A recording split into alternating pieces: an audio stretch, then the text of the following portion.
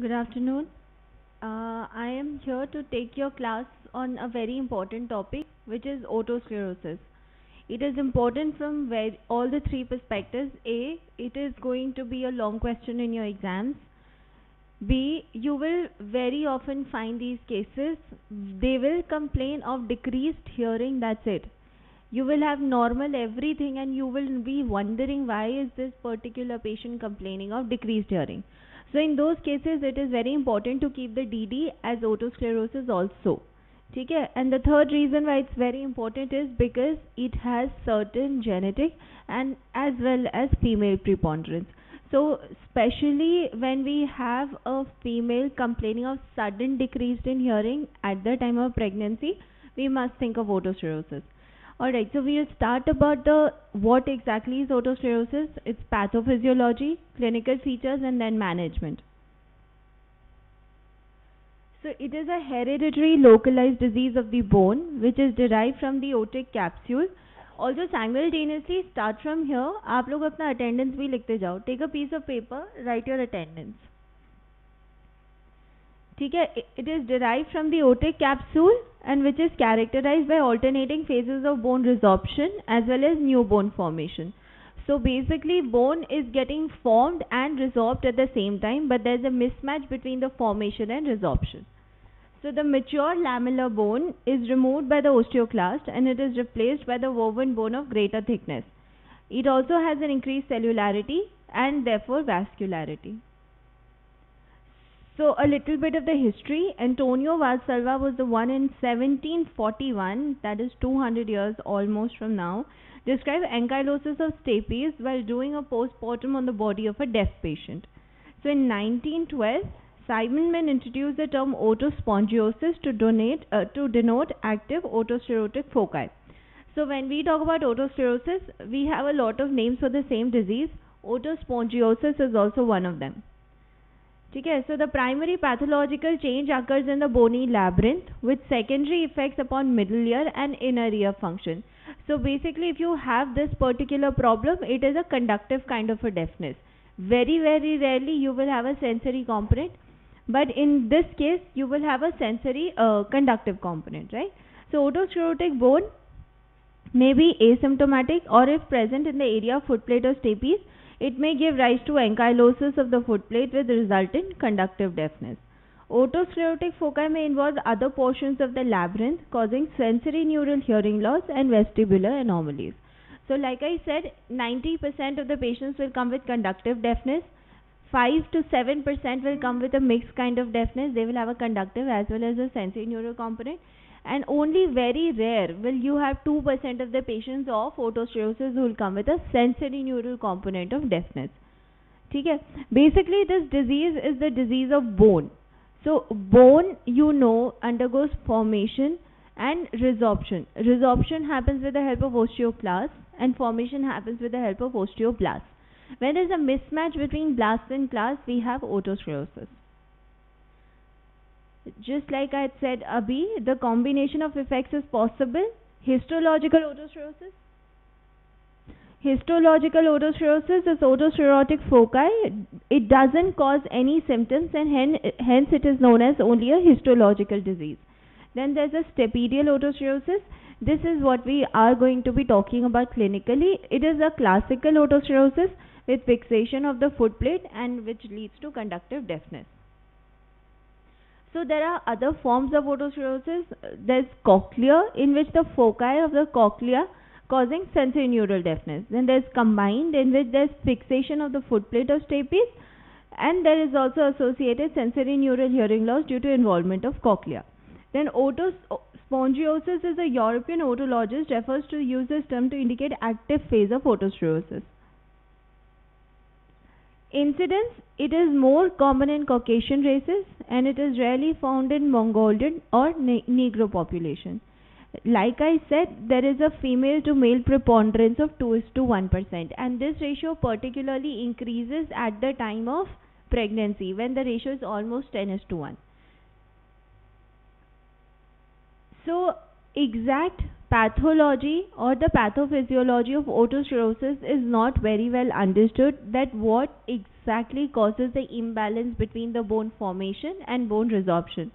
But a lot of theories have been proposed which, in certain studies have conclusively shown that because of this particular factor, this can lead to a deranged bone resorption and bone formation. But none of this is 100%. It can be a combination of these theories, or it can be a part of each within. So there's metabolic, there's immune disorder, there can be vascular cause. For example, if there is hypervascularity, it will lead to increased bone resorption. Now, infection like measles have also been shown to have increased incidence of otosclerosis. So,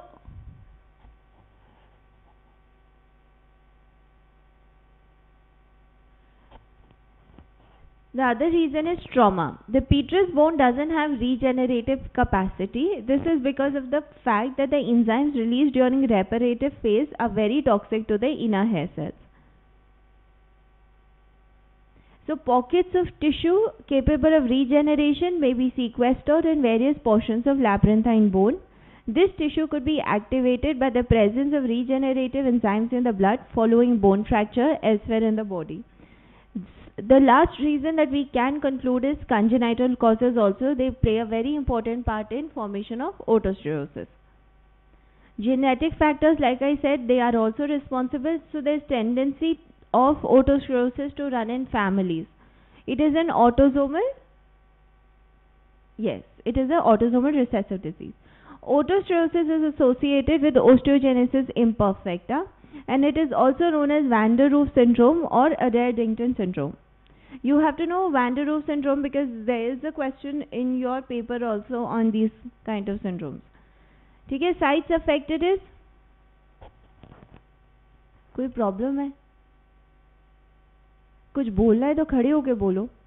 Sites affected, the most common site for appearance of otosclerotic bone is fistula antefenestrum. So what we need to understand is there are three ossicles in the middle ear. There's malleus, there's incus, and there's stapes. So when we're talking about otosclerosis, we're dealing with the third bone, which is stapes. So what happens is the footplate of stapes will get fixed over oval window. Now anterior part of the footplate of stapes is known as the area fistula antefenestrum.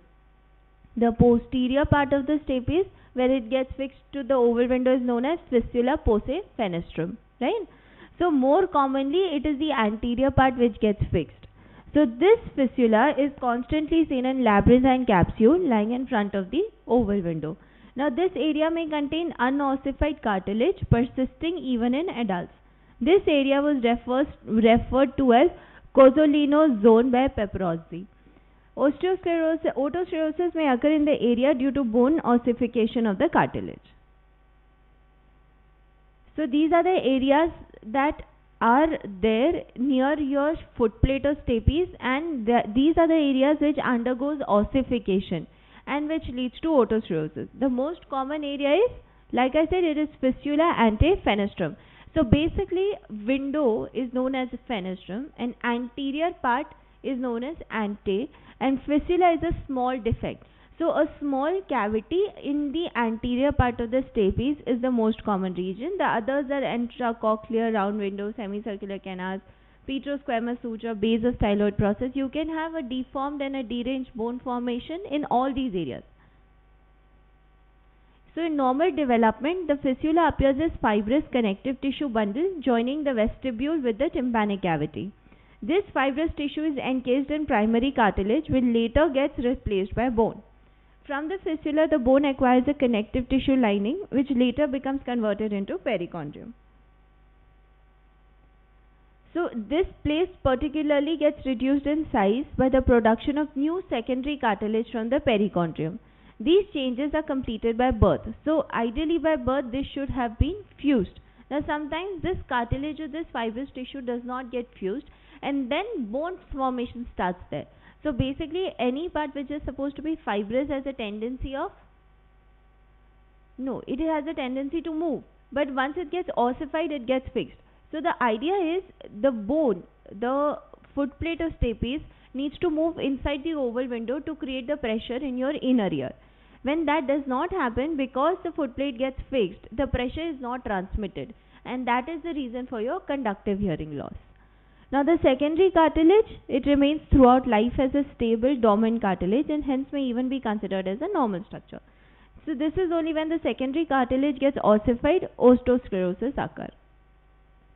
Otosclerotic changes may appear as a result of interaction between bone growth promoting substances circulating in the bloodstream and the unstable cartilaginous elements in the capsule of the labyrinth. Otosclerosis is often seen at times when the bone growth promoting substances are circulating in the blood, as in pregnancy and following fractures of other bones. Now what exactly is the histopathology? Normal enchondral bone of the bony capsule in which otosclerotic focus begins is compact in type. The otosclerosis therefore is a sharply defined new bone formation that could be differentiated from normal bone by the deep carmine stain and by marked enlargement of the bone spaces and Haversian canals. The following are the changes that occur. सबसे पहले क्या होता है? The diffuse replacement of normal compact bone by irregular loose cancellous bone with more deeply staining lamina. So you need to understand the normal bone, which is a compact bone, gets replaced by a spongy bone. Therefore, it is also known as otospongiosis. So there is an associated increase in size of the Haversian canal, again leading to porosity of the bone, the cell spaces and the marrow spaces with corresponding increase in vascularity. So the blood vessels are frequently surrounded by a narrow margin of blue staining material that Enmas described first as blue mantle zone.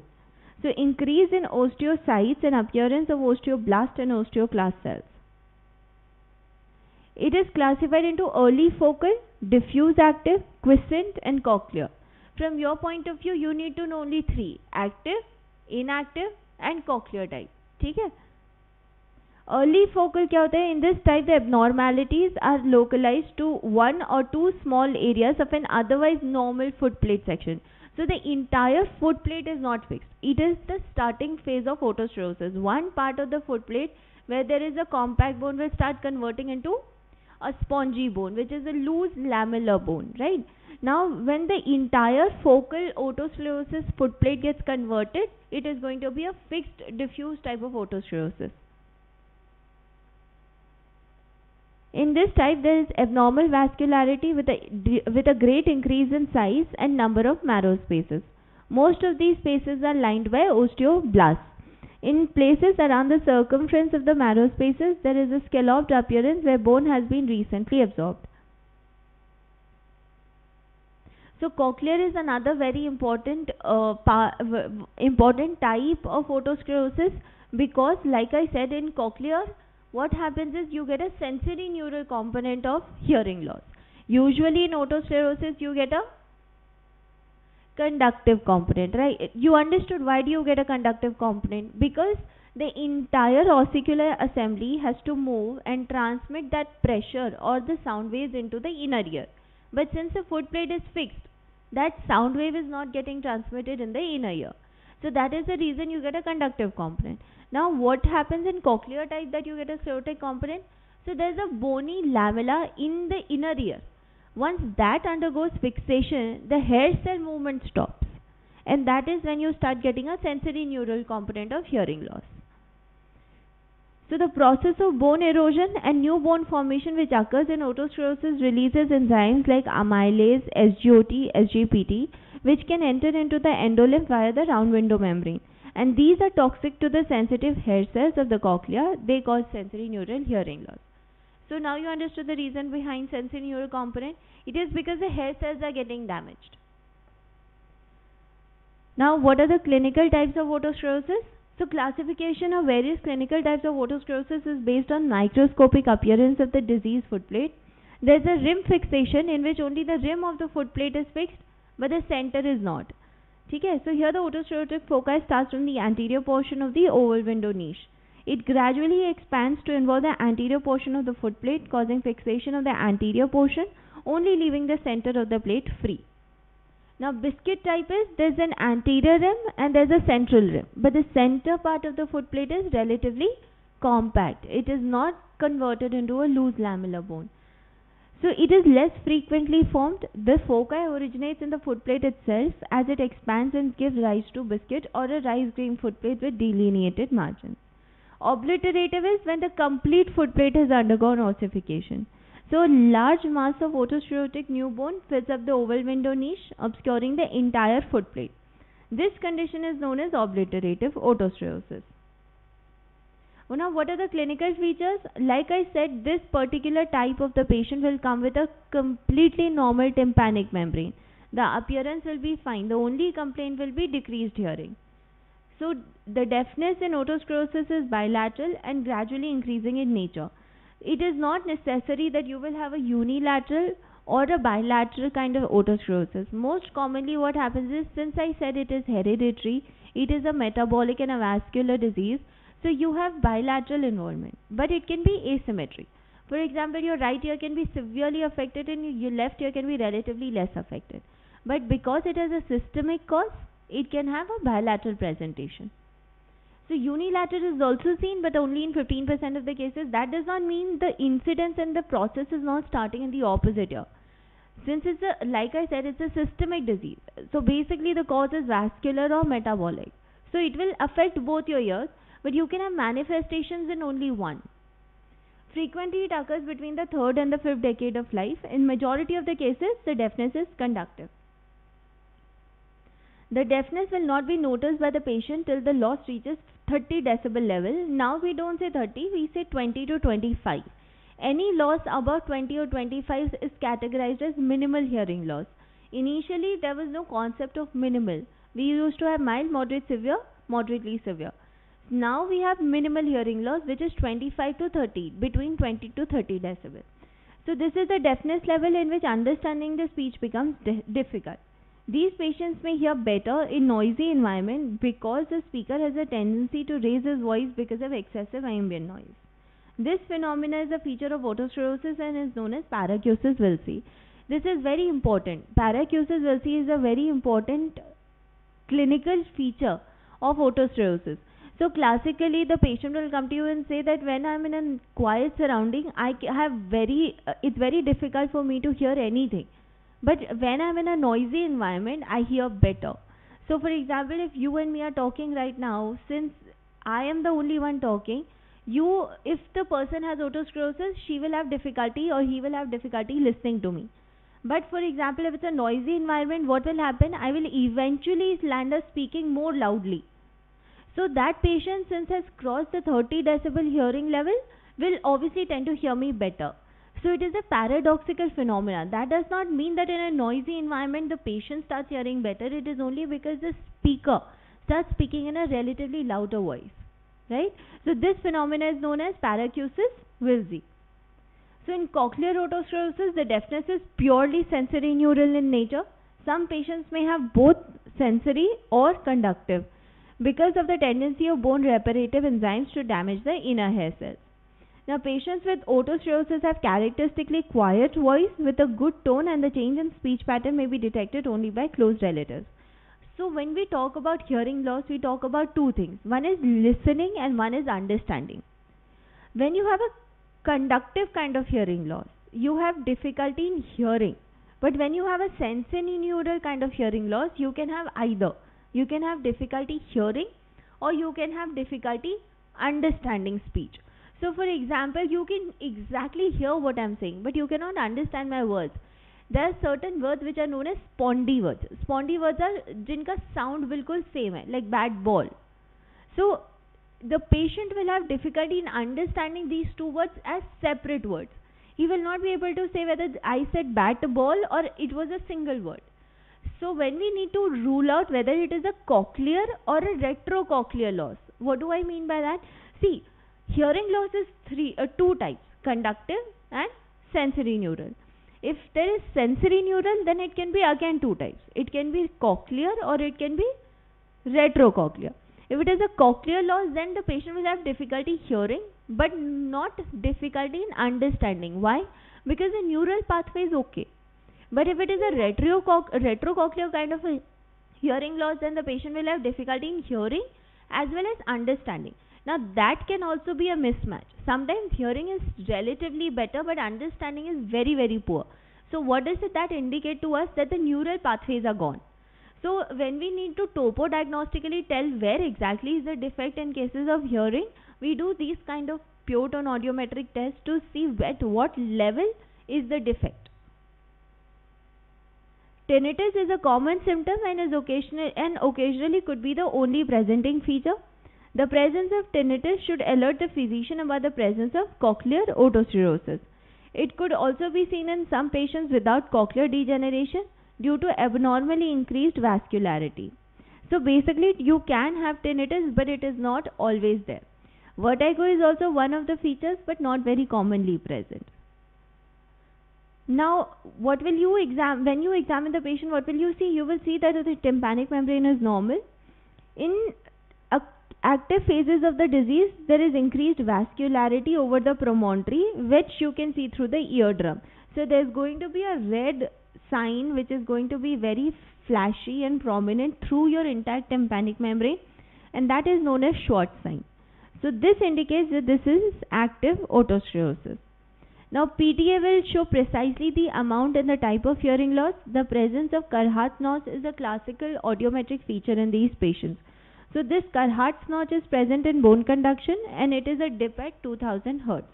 It is actually an artifact. The cochlear otosclerosis audiometry reveals sensory neural kind of hearing loss. We've said that again and again.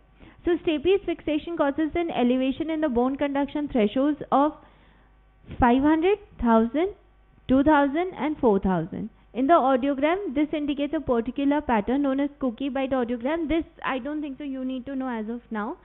The only thing you need to understand is Carhartt's notch in your pure tone audiogram is a diagnostic feature of otosclerosis. With a tympanometry showing AS type of a curve and a audiometry telling us that there is a dip at 2000 Hz, we are near about sure that this is otosclerosis unless proven otherwise. So like I said, impedance audiometry is very useful. What kind of curve? You will get an AS type of curve. Okay? So the typical impedance will be reduced because the resistance is increased. All these patients with pure conductive deafness will have excellent speech discrimination thresholds because it is a conductive kind of a hearing loss. Now what is the management? So classically this is a surgically managed disease. Medical management is of very limited use and in very early stages of disease. So the aim of medical management is to convert an active otosclerotic foci into an inactive or a quiescent foci. So fluoride is the drug of choice. We give sodium fluoride, which is given for about 3 to 4 months. But again I said otosclerosis is a disease which is managed surgically because ultimately you need to implant and give hearing. But a lot of times when you see that there is an active focus and you can stop that active focus from further progressing, you can give a trial of sodium fluoride. So what are the indications? Patients with surgically confirmed otosclerosis who show progressive SNHs. Patients with pure SNHs with family history, age, audiometric pattern and good auditory discrimination indicate the possibility of cochlear otosclerosis. Patients with radiological demonstration by CT or spongiotic changes in the cochlear capsule. Patients who have a positive Schwartz sign, again indicating it's an active focus.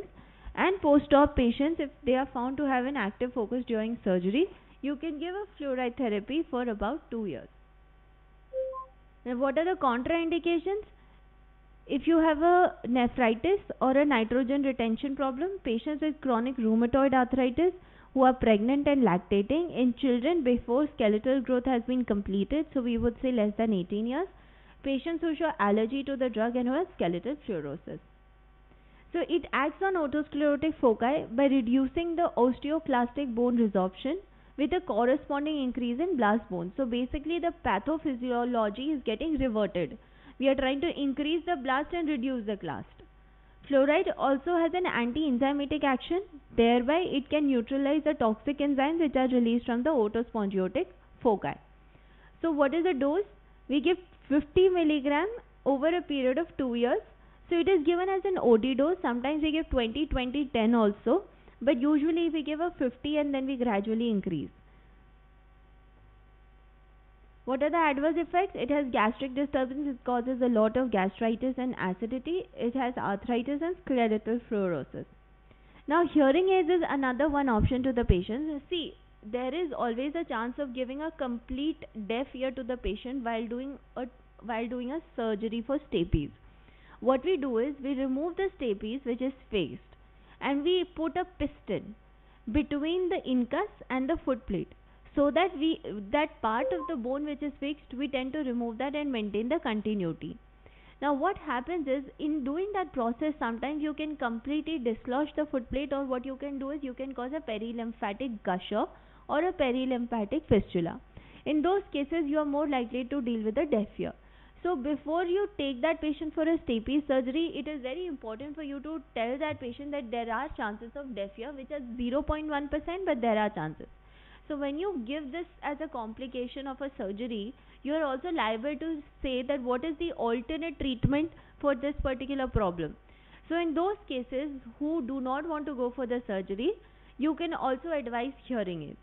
So hearing aids are also very good options. They are bone BAHA, if you have heard about that. They are bone anchored hearing aids. They give a very good hearing in otosclerotic patients. Now surgical treatment, I said, is stapedectomy. It is performed to treat deafness. This is caused by fixation, this you know. So what are the indications? Conductive deafness, which is due to fixation of stapes. If there is airborne gap of at least 40 decibel, if there is presence of Carhart's notch in the audiogram of the patient with conductive deafness, there should be good cochlear reserve. That means there should be no component of sensory neural hearing loss, because ultimately what we are trying to do is we are trying to maintain the continuity of the ossicular chain. So if there is a sensory neural hearing loss, that means your hair cells are damaged, then there is no point of doing a stapedectomy, because in those cases you will not get a hearing aid. Contraindications, there is poor general condition. If that is the only hearing ear, because like I said, you have chances of giving deafness. Poor cochlear reserve as shown by poor speech discrimination score. Patients who have tinnitus and vertigo. Why? Because all those patients who have tinnitus or vertigo, they are underlying manifestations of an impending SNHL. What is SNHL? Sensory neural hearing loss. So sometimes when a patient is coming to you with complaint of vertigo, tinnitus along with hearing loss, and you diagnose it as otosclerosis, keep cochlear in mind. In those cases, do not take that patient for surgery. Always advise a hearing aid, because even if you implant, what will happen? The vertigo and tinnitus will not go, and you will give a very minimal amount of increase in hearing. What happens is, hearing is a very relatively perceptible phenomena. So if you are deaf since childhood, let's say not completely deaf, but you have a moderately severe hearing loss, you are in the range of 60 to 70 decibel, so you are anyways hard of hearing. Now what happens is, if I do any surgery and improve your hearing from 60 to 20, suddenly you will realize the amount of hearing gain you have in your one ear, because it's comparative from the opposite ear, right? So अगर दोनों ही deaf थे तो आपको पता ही नहीं चल रहा था what was the normal level of hearing, but suddenly when you increase hearing in one ear, you realize how deaf is your other ear. So if supposingly both my ear had a deafness of 40 decibel and I increase that 40 to 20, so the perception is not going to be that significant, even if I give a better hearing level. Are you trying to understand what I'm saying? So 70 to 30 will have a better perception than 40 to 20. So that's about it. We'll talk about stapes surgery in detail, because it is a very lengthy topic. From your perspective as a UG, you do not know the details of the surgery. You need to know what is the piston used. We use two types of piston. One is a Teflon piston and one is a titanium piston. In our OTs, we frequently use a Teflon piston. So steps of surgery, no one will ask you, but you need to know what is stapedotomy and what is stapedectomy, and what are the complications of stapes surgery. We'll discuss stapes surgery when we talk about operative procedures of all ear surgeries, right?